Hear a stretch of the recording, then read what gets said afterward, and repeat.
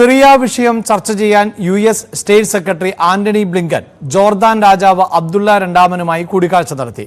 Asad ഭരണകാലത്ത് സിറിയയിൽ കാണാതായ അമേരിക്കക്കാരെ കണ്ടെത്താനുള്ള ശ്രമത്തിൽ സഹകരിക്കാൻ തയ്യാറാണ് എന്ന് പുതിയ സർക്കാർ അറിയിച്ചു.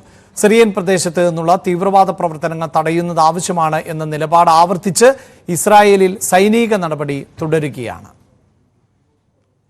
സിറിയയിലെ എല്ലാ ഗ്രൂപ്പുകളും മനുഷ്യാവകാശങ്ങളെ മാനിക്കുന്നതിന്റെ പ്രാധാന്യം ആവർത്തിക്കുകയാണ് അമേരിക്ക. അന്താരാഷ്ട്ര നിയമം പാലിക്കണം, ന്യൂനപക്ഷങ്ങൾ ഉൾപ്പെടെയുള്ള സാധാരണക്കാരെ സംരക്ഷിക്കുന്നതിനുള്ള എല്ലാ മുൻകരുതലുകളും എടുക്കണം, സിറിയയെ ഭീകരതയുടെ താവളമായി ഉപയോഗിക്കാൻ അനുവദിക്കരുത്, അയൽരാജ്യങ്ങൾക്ക് ഭീഷണി ഉയർത്തരുത്, രാസായുധ ശേഖരമുണ്ടെങ്കിൽ സുരക്ഷിതമായി നശിപ്പിക്കുകയും വേണം, US state secretary Antony Blinken വ്യക്തമാക്കുന്നു.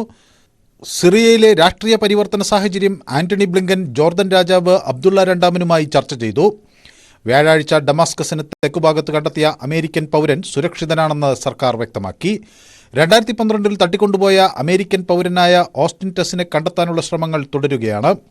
യുഎസുമായി നേരിട്ട് സഹകരിക്കാനുള്ള സന്നദ്ധത സ്ഥിരീകരിക്കുകയാണ് പുതിയ സിറിയൻ സർക്കാർ.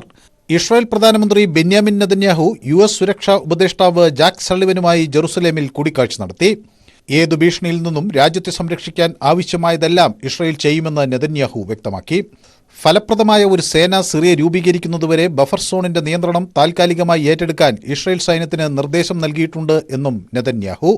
ഇസ്രായേൽ പ്രതിരോധ വിദേശകാര്യ മന്ത്രിമാരും രഹസ്യാന്വേഷണ വിഭാഗത്തിന്റെ തലവന്മാരും യോഗത്തിൽ പങ്കെടുത്തു. ബഷാർ അൽ അസദിന്റെ സുരക്ഷാ സേനയെ പിരിച്ചുവിടുമെന്ന് സിറിയൻ വിമത നേതാവ് മുഹമ്മദ് അൽ ജുലാനി വ്യക്തമാക്കി. മാർച്ച് വരെ ഇടക്കാല സർക്കാർ നിലനിൽക്കുമെന്ന് സിറിയയുടെ കാവൽ പ്രധാനമന്ത്രി മുഹമ്മദ് ഗാസി ജലാലി ആവർത്തിച്ചു. സിറിയയിൽ IS സംഘടിക്കുന്നത് തടയാനുള്ള നടപടികളിലാണ് അമേരിക്ക ശ്രദ്ധ കേന്ദ്രീകരിക്കുന്നത്.